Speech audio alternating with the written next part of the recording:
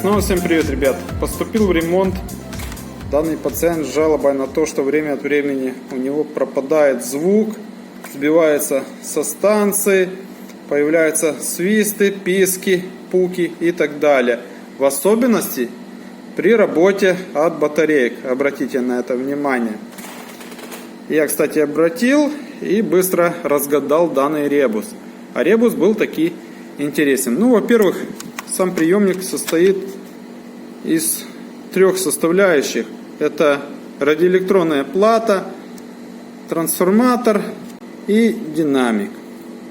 Было еще сказано, что если приемнику дать крепкой звездюлины, то он сразу же приходит в себя, но не на очень долгое время.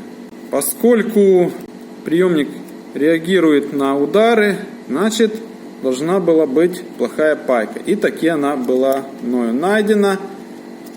Сначала я обратил внимание, что когда появляются эти свисты, пляски, вот эти выводы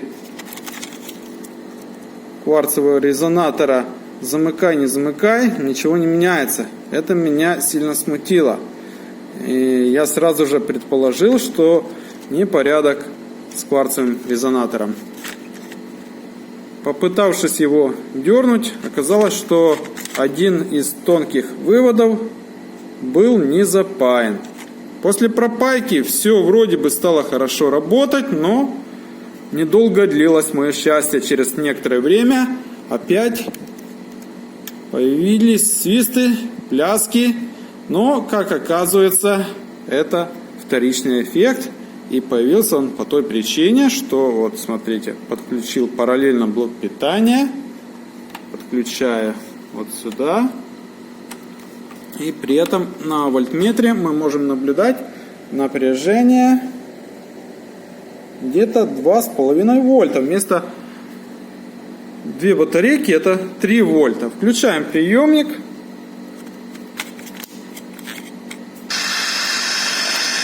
Ищем станцию. Добавляем громкости. Вроде бы пока что все хорошо.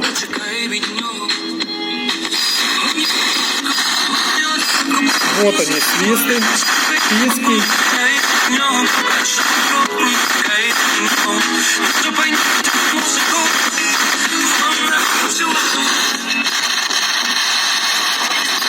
Найти что-то сейчас является невозможным, хотя если уменьшить громкость,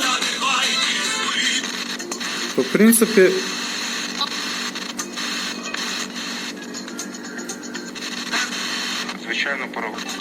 что-то даже еще работает. Но если подать напряжение от блока питания, при этом выставить необходимых 3 вольта, то даже при максимальной громкости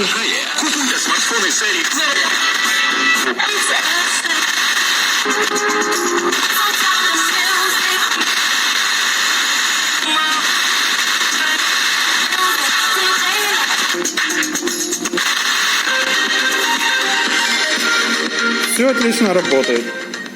То есть получается, у нас наложилось две неисправности. Первое, что изначально у нас стал плохой контакт кварца. И второе, что человек очень длительно не менял батарейки.